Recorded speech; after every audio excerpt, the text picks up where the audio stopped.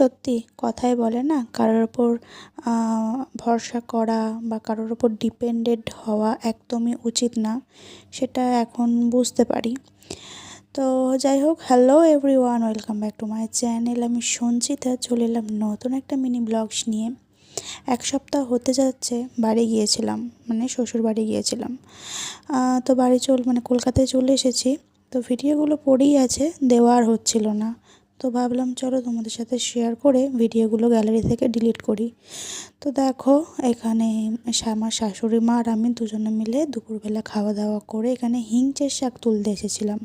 কারণ সন্ধ্যাবেলা একটুখানি চপ মুড়ি খাওয়া হবে, চা খাওয়া হবে, ওই জন্য হিংচের বড়া, মুড়ি আর চা খাবো। আর এইদিকে কিন্তু আজকে শাশুড়ি মাকে বলেছিলাম যে আমাদের জন্য একটুখানি পিঠে বানাবে, পিঠে খাবো। তো অনেক দিন আগেই বলে রেখেছিলাম, যখন বাড়ি যাবো তখন করবে। তো সেই মতো দেখো, মা এখানে কিন্তু চাল ভিজিয়ে দিয়েছে। আর এখানে এই যে হিংচের শাকগুলো ভালো করে ধুয়ে আমি রেখে দিয়েছিলাম। এখানে দেখো, মা কিন্তু তেলের মধ্যে বড়াগুলো ছাড়ছে আর আমি একটা একটা করে খুন্তি দিয়ে উল্টাচ্ছিলাম। আর সবাই মিলেই এখানে দাঁড়িয়ে আছি। তো এটা হয়ে গেলে চাটা খাবো, তারপরে মুড়ি খাবো, মুড়ি টুড়ি মানে চা দিয়ে মুড়ি দিয়ে খাবো আর কি, হিংচের চপ।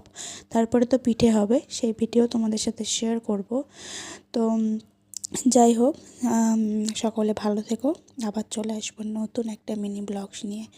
চলো আজকের মতো টাটা, বাই বাই।